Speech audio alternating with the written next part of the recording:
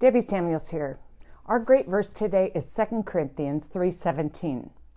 Now the Lord is the Spirit, and where the Spirit of the Lord is, there is freedom. In the last part of this chapter, Paul is setting up for the church in Corinth the deeper understanding between the law and their heart. John Bevere says, there are some who are saved but lack intimacy with God, still living in the outer court, restricted by the veil of their own flesh.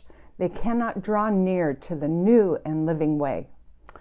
In this passage, we find Paul using the experience of Moses from Exodus 34.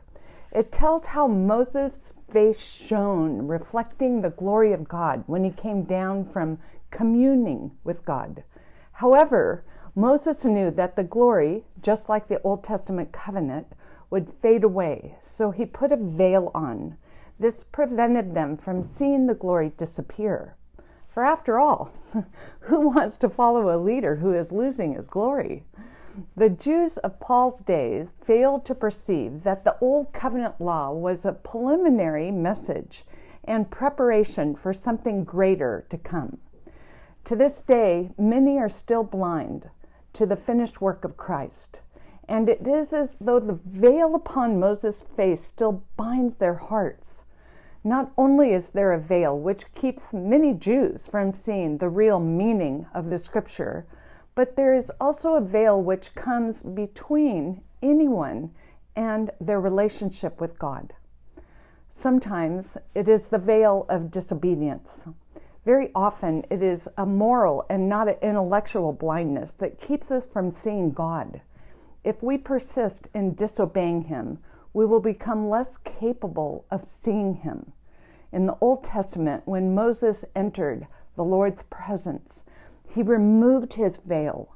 In the same sense, when anyone turns to the Lord, he must understand, and the veil will be removed. The Lord and the Spirit are one and the same, and the Lord's Spirit sets us free.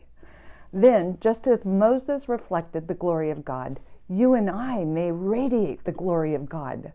The glory of the law faded away, but the glory of God's grace increases in our lives. Freedom comes when we radiate him and not remain in bondage to disobedience or an unteachable spirit. Today, reflect on if there's an area in your life where you still wear a veil. Then turn to the Lord, for he will give you freedom. May God bless you today as you draw near to the new and living God.